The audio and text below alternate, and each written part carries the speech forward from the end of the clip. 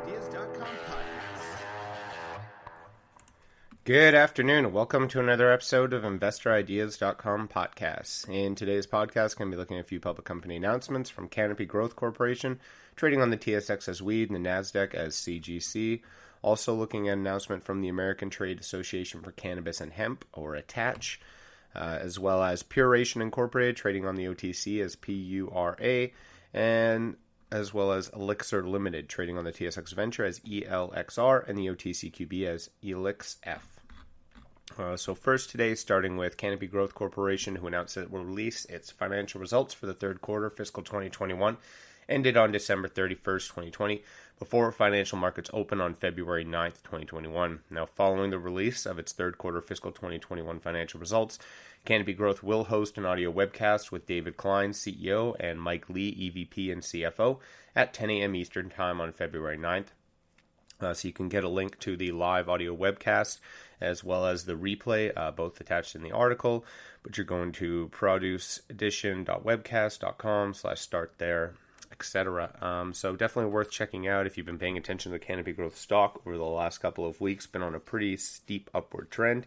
Not overly aggressive, but within the last week's gone from about 32 to about 37, and it will probably continue to go up all the way up until the release of those financial results. Again, this does follow a trend that we've noticed lots of times with especially Canopy Growth, but most of these large-scale producers in the build-up to their financial results. I do expect that there will be less of a drop-off after these results this time. Canopy Growth, like many companies this year, actually did have pretty strong revenues. A lot of them got rid of a lot of non-essential assets, did a lot of smart partnerships or investing into smaller companies.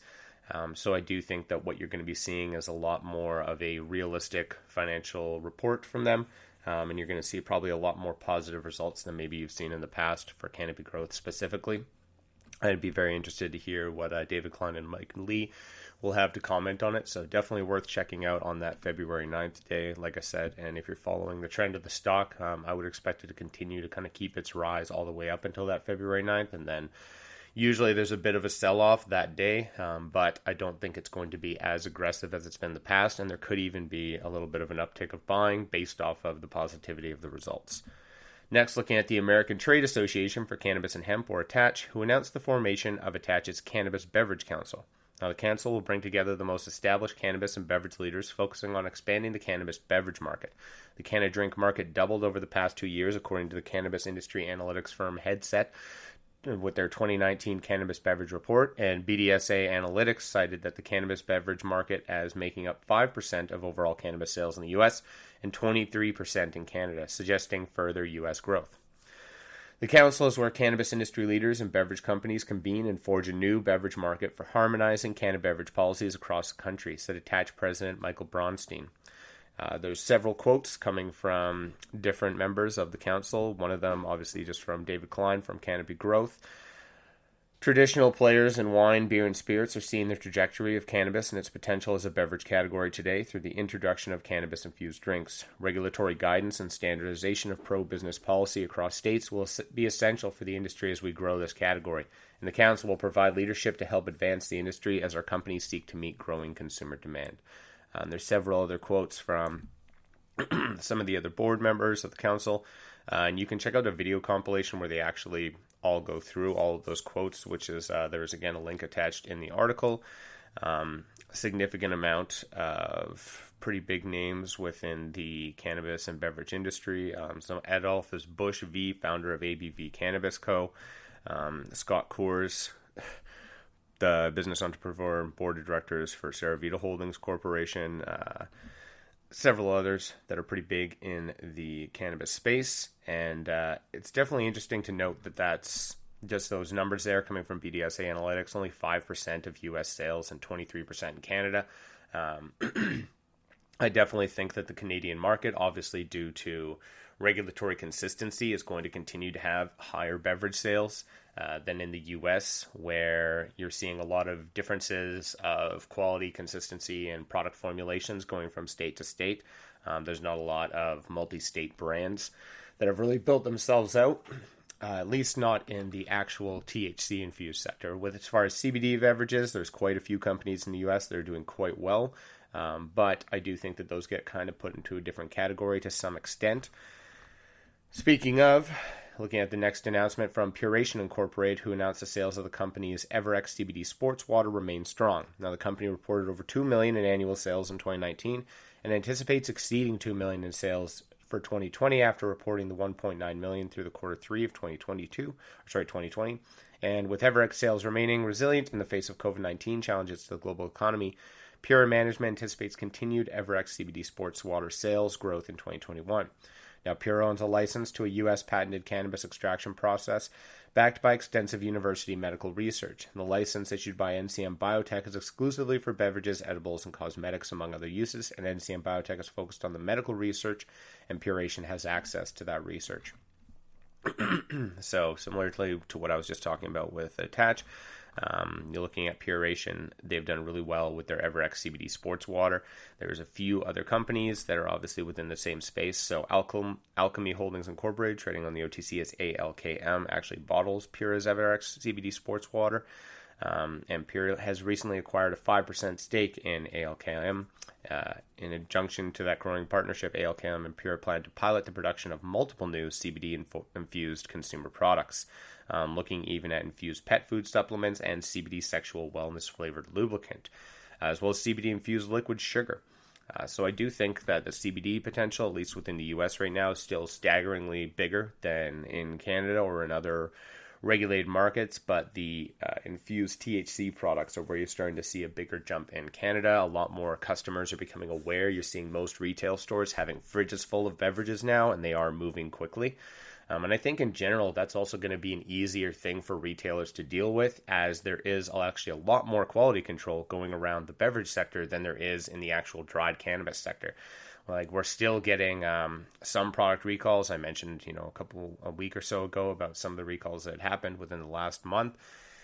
And that still is an issue where maybe it's not a recall worth of issue, but, a slight issue with packaging, a slight issue with the drying, a slight issue with mold, a slight issue here or there, not hitting the proper THC or CBD levels.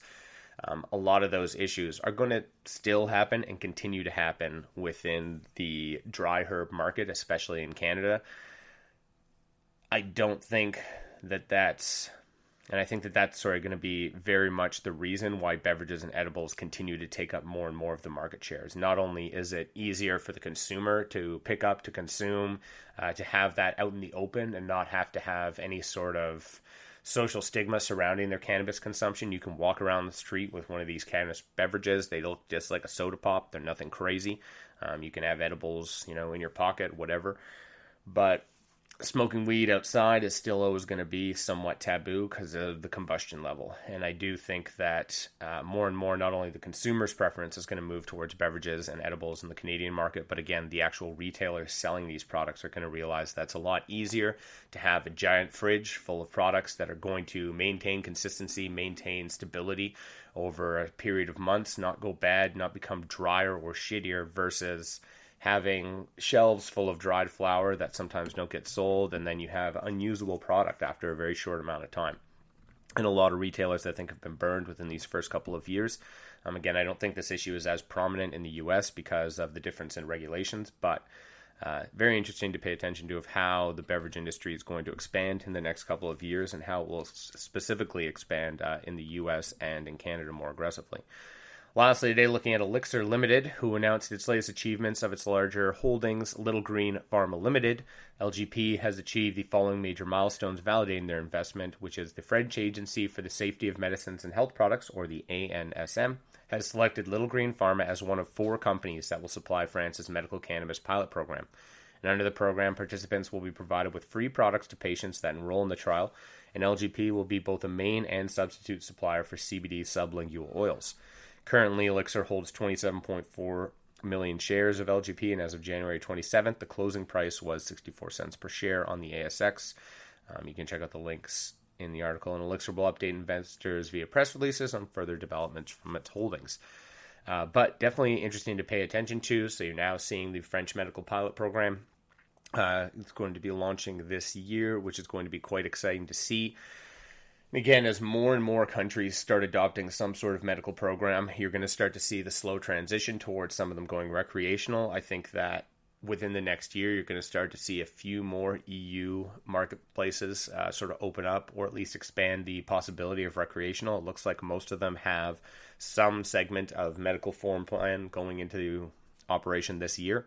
And it's also, again, going to be a great opportunity for a lot of companies, especially smaller, more niche companies, for instance, like Little Green Pharma in this situation, that are going to be able to get access to a very limited license market. Again, you're one of 4 companies, so it's a great way to put your best foot forward and really show the potential of your products. That being said, if your products are met with skepticism, it's going to be a real bad public nightmare to try and back out of, again, because you were only one of 4 companies, so everyone will be quite aware of how you competed within that same framework.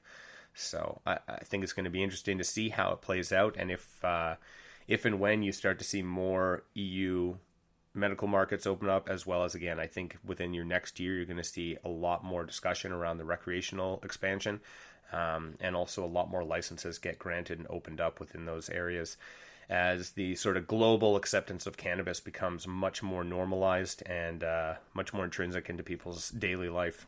That's all for today's podcast. Enjoy the rest of your Wednesday. That's all for today's podcast. Podcast is now a certified word trademark on the blockchain through Cognate Incorporated CM certification. InvestorIdeas.com podcasts are also available on iTunes, Spotify, Google Play Music, Stitcher, iHeartRadio, Spreaker, and TuneIn. If you'd like to be a guest or sponsor of this podcast, please contact InvestorIdeas.com. Investor Ideas reminds all listeners to read our disclaimers and disclosures on the InvestorIdeas.com website, and this podcast is not an endorsement to buy products or services or securities. Investors are reminded that all investments involve risk and possible loss of investment. Investor Ideas does not condone the use of cannabis except where permissible by law. Our site does not possess, distribute, or sell cannabis products.